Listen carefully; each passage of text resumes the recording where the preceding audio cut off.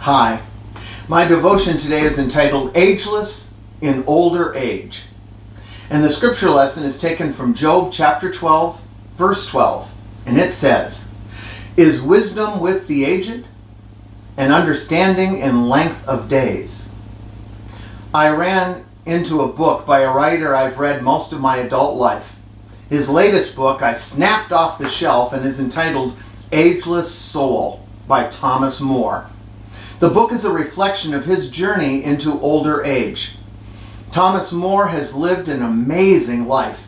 He was a monk, a musician, a university professor, and a psychotherapist.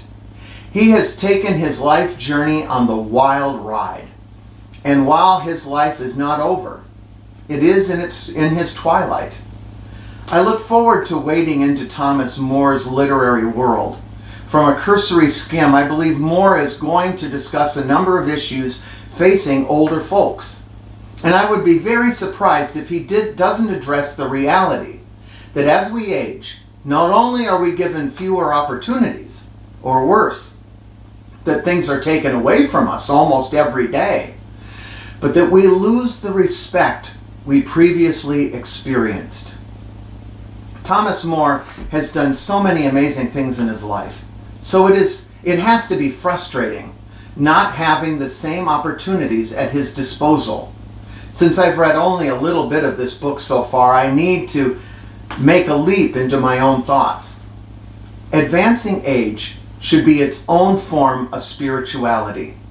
Learning to find value as health, youth, dollars, opportunity, respect, etc., find their diminishment.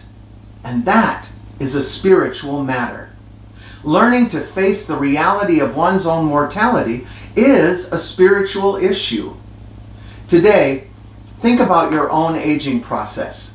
You may be reading this as a 17-year-old and you are still experiencing aging. The 17-year-old will speak about the pain of leaving childhood behind. The 97-year-old speaks about the pain of being treated like a child again. Pray for the wisdom to age gracefully with a plan. That plan should include not only finances, but also spiritual matters, so we can adjust our lives with dignity, giving ourselves the opportunity to be faithful and a faithful example to our family. It is a huge undertaking, but since most of us try to ignore it, this time is as good as any to begin this important spiritual journey.